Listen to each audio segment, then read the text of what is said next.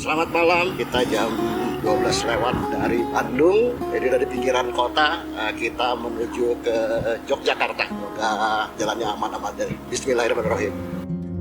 Anjay, kayak rame jam segini. Setengah satu. Oke, lanjut lagi. Bismillah. Rame juga malam ini. Bus-bus udah pada keluar, pada keluar kota semua. Selamat subuh, perjalanan gue lakukan dari Bandung menuju Yogyakarta untuk memenuhi undangan saudara-saudaraku dari Jimu, Jogja Istimewa Exoter untuk menghadiri ulang tahun mereka yang ke-8. Bismillah.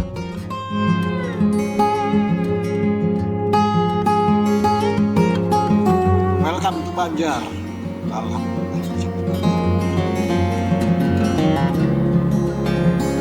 Kota Banjar.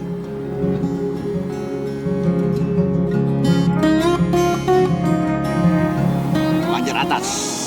Tadi, setelah di depan ini. Assalamualaikum Banjar.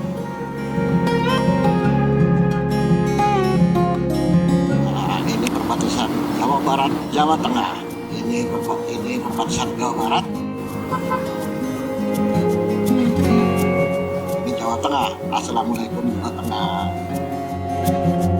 Kota Banjar atau Banjar Patroman dijuluki sebagai gerbangnya Jawa Barat. Sebutan tersebut ternyata tak lepas dari letak geografisnya Banjar yang berada di bagian paling timur Jabar, berbatasan langsung dengan Kabupaten Cilacap, Jawa Tengah. Perbatasan tersebut menjadikan kota Banjar sebagai gerbang utama jalur lintas selatan Jawa Barat. Disebutkan dalam buku asal-usul kota-kota di Indonesia Tempo dulu, disebutkan sejarah kota Banjar berawal dari berdirinya Kerajaan Kertabumi, yang diperkirakan berdiri tahun 1625 dengan raja pertamanya Singaperbaya dan dilanjutkan oleh anaknya Singaperbaya II atau dikenal dengan Dalem Tambakbaya. Lokasi pusat pemerintahan Kerajaan Kertabumi ini diperkirakan berada di daerah Banjar Kolot, Kecamatan Banjar. Sebelum berdirinya Kerajaan Kertabumi, wilayah Banjar merupakan hutan tarum atau nila yang banyak digunakan untuk pewarna kain. Hutan tarum tersebut berada di pinggir Sungai Citanduy yang hingga saat ini masih eksis di kota Banjar. Sedangkan nama Banjar berarti tempat dan patroman atau pataruman merupakan hutan tarum.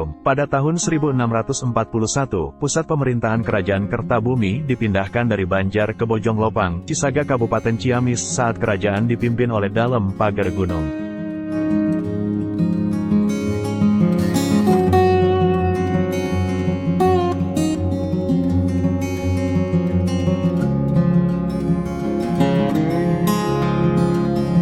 Selamat pagi, kita sudah sampai daerah Banyumas nih, jam 5 lewat, hampir jam 6. Agak mendung dikit, mudah-mudahan aman-aman aja di jalan.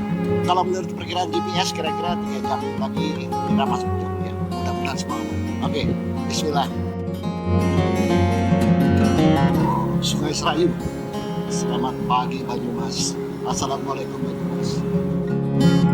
Sungai Serayu atau Bengawan Serayu adalah salah satu sungai di Jawa Tengah, Indonesia, sekitar 300 km di tenggara ibu kota Jakarta. Membentang dari timur laut ke barat daya sejauh 181 km, sungai ini melintasi 5 kabupaten yakni Wonosobo, Banjarnegara, Purbalingga, Banyumas, hingga bermuara di Samudra Hindia di wilayah Kabupaten Cilacap. Buntu itu nama tempat. Jadi ini kotanya kecil sekali, pendek banget disebutnya Buntu karena ini simpang di Purwokerto, ketemunya tadi di lampu merah tadi gitu. Ini terus ke Jogja, sana kembali ke Cilacap. Jadi kita maju lagi ke Cilacap. Bismillah. Rembun, cakep banget. Cakep. Sebelah kanannya ada rel kereta, cakep bener. Masih berkabut pagi-pagi ini. Jalan Banyumas. Purworejo, terus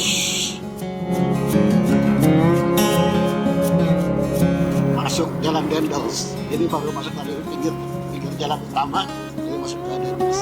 Bismillah. Cakep sawahnya. Cuma sayang jalannya agak bumpy, tapi udah lumayan udah dibeton sama dia, cuma agak mulus, lompat-lompat dia. Tapi lumayan lah, kita maju lagi. Bismillah. Dendels, kita masuk dari belakang banget deh, jadi lumayan panjang kita dapetnya, cuma agak bumpy jalannya sekarang ya. Dulu perasaan mulus deh. Bismillah. Dalam buku Strategi Menjinakkan Diponegoro, jauh sebelum menggunakan nama Daendels, jalan ini dikenal dengan nama Jalan Diponegoro. Sebutan itu tidak terlepas dari peristiwa Perang Jawa, ketika Pangeran Diponegoro berperang melawan Belanda. Ketika Perang Jawa meletus pada 1825 hingga 1830, Diponegoro kerap melewati ruas jalan ini yang termasuk wilayah Bagelen Selatan. Selama masa kolonial Belanda, wilayah itu dipimpin oleh seorang asisten residen, termasuk Ambal yang dipimpin oleh seorang asisten residen bernama Augustus Dek Daendels pada 1838. Daendels inilah orang yang menjadi cikal bakal adanya Jalan Daendels di pesisir pantai selatan Jawa. Daendels yang telur dua. Bandaranya, ya, udah di sebelah sana bandaranya. Keren. Jadi kita sering lewat sini, tapi step by step waktu itu belum ada apa-apa, mulai dibangun pelan-pelan, jadi sekarang udah kayak gini, enak banget ini. Assalamualaikum.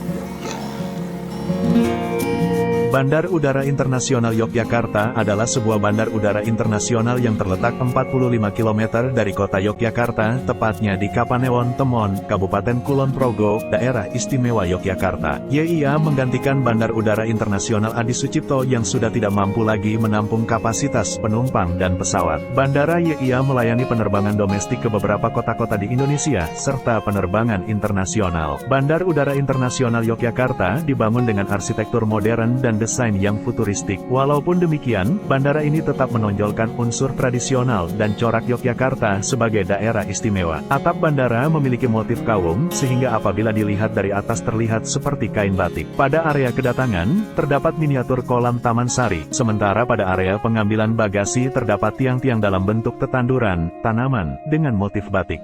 Selamat pagi Jogja. Ini udah jam-jam tujuan kali ya. Jogja pagi ini rame. Biasa nih orang-orang pada mau ke kantor dari pinggiran-pinggiran Jogja, pada mau ke Jogja semua. Cuma orang Jogja ini kalau nyetir pada di tengah semua nih. Welcome to Jogja. Assalamualaikum Jogja. Kota Yogyakarta, atau dikenal oleh masyarakat setempat dengan sebutan nama Yogya atau Jogja, adalah ibu kota daerah istimewa, sekaligus pusat pemerintahan dan perekonomian dari daerah istimewa Yogyakarta, Indonesia. Kota ini adalah kota besar yang mempertahankan konsep tradisional dan budaya Jawa. Yogyakarta menjadi ibu kota Indonesia pada tahun 1946 hingga 1948, dilatar belakangi oleh situasi keamanan ibu kota Jakarta, saat itu masih disebut Batavia, yang memburuk dengan terjadinya saling serang antara kelompok pro-kemerdekaan dan kelompok pro-Belanda. Alhasil, Presiden Soekarno memberikan perintah rahasia kepada Balai Yasa Manggarai untuk segera menyiapkan rangkaian kereta api demi menyelamatkan para petinggi negara. Pada tanggal 3 Januari tahun 1946 diputuskan bahwa Presiden Soekarno dan Wakil Presiden Hatta beserta beberapa menteri, staf dan keluarganya meninggalkan Jakarta dan pindah ke Yogyakarta, sekaligus pula memindahkan ibu kota. Yogyakarta juga menjadi tempat terjadinya serangan umum tanggal 1 Maret tahun 1949, serangan mempertahankan kemerdekaan yang dipimpin langsung oleh Sri Sultan Hamengkubuwono ke-9 saat itu. Sampai di sini cerita gue. Selalu ingat pesan gue, utamakan selamat dalam berkendara. Yang kedua, hormati pengendara lain. Yang ketiga, kalau naik motor, rodai di bawah. Terima kasih sudah menonton. Assalamualaikum warahmatullahi wabarakatuh. Keep rock and roll guys.